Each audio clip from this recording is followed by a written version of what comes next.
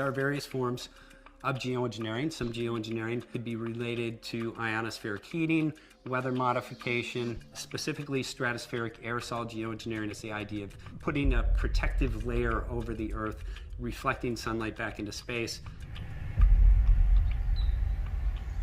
Well, all I did was look up. Those aren't clouds, but what are they? And sometimes it's a tic-tac-toe board. It's not a cloud, it's not real. I was in Denver, Colorado, and I saw all these trails in the sky. And this is the first time I was aware of such precise trails.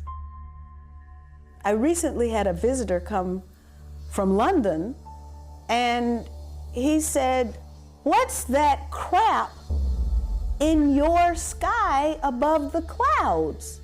And I asked my friend who lives there, "What are those?" And she told me planes. I told her, planes do not leave such trails. I mean, they were so evident in that sky, and it was crisp. People think of chemtrails as being contrails, simply water vapor coming out the back of a jet.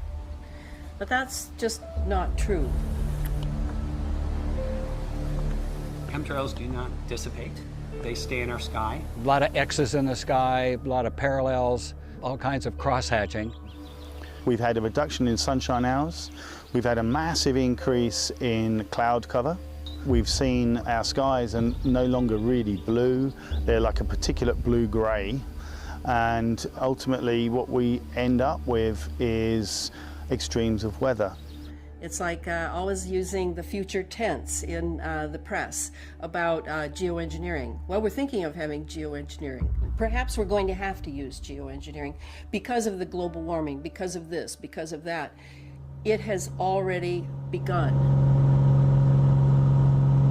There are various types of programs that go beyond the aerosol trails, or what people call the chemtrails. They're ship-based, we believe, disbursement of these aerosols. And they're responsible for huge weather systems being created out in the Pacific. Something is going on, something so serious that the United States government will never, unless it is forced, to acknowledge that it is doing it.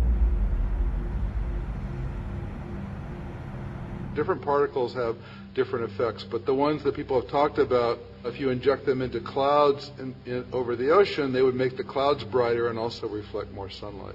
Even if you put 10 megatons a year of sulfur in, which is a huge number, by this model you only get about a watt, 0.7 of radiative forcing. Nevertheless, there might be some good reasons to think about alumina. It turns out, first of all, there's been a lot of work on the environmental consequences of alumina in the stratosphere. Alumina has 4 times the volumetric radiative forcing for small particles as does sulfur. And that means you have 4 times less surface area for the same radiative forcing, and this is a much bigger deal. You'd have roughly 16 times less the coagulation rate, and that's the thing that really drives removal. But nevertheless, the underlying concern, and the reason that this hasn't been talked about until the last few years, is this so-called moral hazard.